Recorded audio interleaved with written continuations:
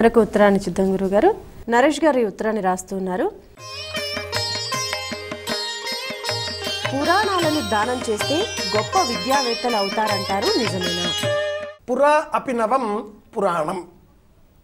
పాతవే అయినప్పటికీ కొత్తగా తోచేవి పురాణాలు.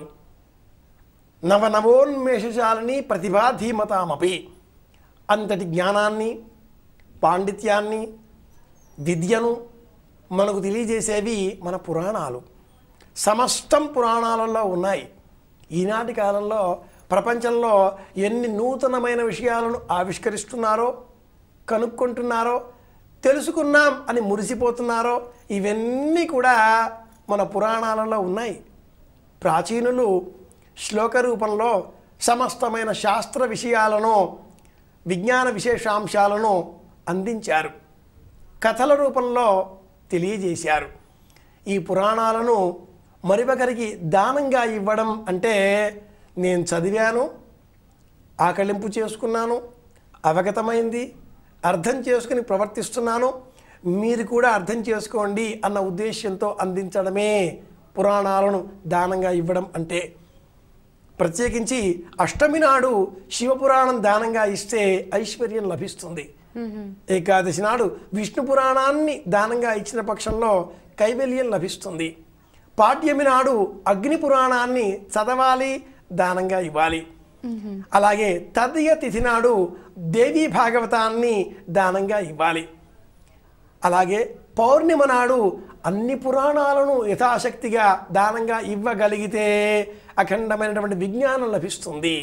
విజ్ఞానం అంటే ప్రశాంతత దొరకడం, స్థిరంగా కూర్చోగలగడం, మానసిక చిత్త విభ్రమ లేకుండా ఆనందంగా, ఆహ్లాదకరంగా, సంతోషంగా జీవించే ప్రయత్నం చేయడమే దానంలో వచ్చే ప్రయోజనం అంటే.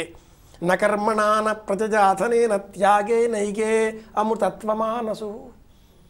పురాణాలన్నీ కూడా దేవీపరంగానో, విష్ణుపరంగానో, శివపరంగానో ఉంటాయి. గణేశపరంగా కూడా ఉన్నది అనుకున్న ముద్గల పురాణాన్ని సవితి తిథి నాడు దానంగా ఇవ్వాలి. ఇలాగున ఆయా దానాలని ఇస్తే నిజంగానే విద్యాభివృద్ధి కలుగుతుంది.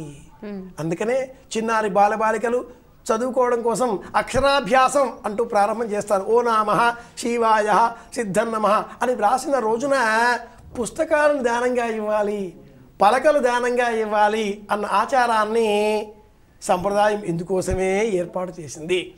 కనుక తిథులలో పురాణాలు ఏర్పాటు చేస్తే మంచిదే.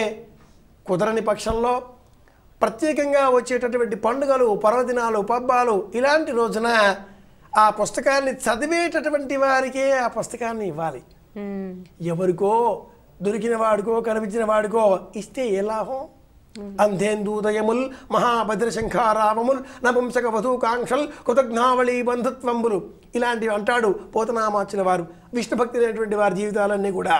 కనుక వ్యర్థ సంసారములు అంటాడు కదా, పనికిరాని వాడికి కాకుండా అర్థం చేసుకుని చదివి ఆనందించేటటువంటి వాడికే ఆ పురాణాన్ని దానంగా ఇచ్చిన పక్షంలో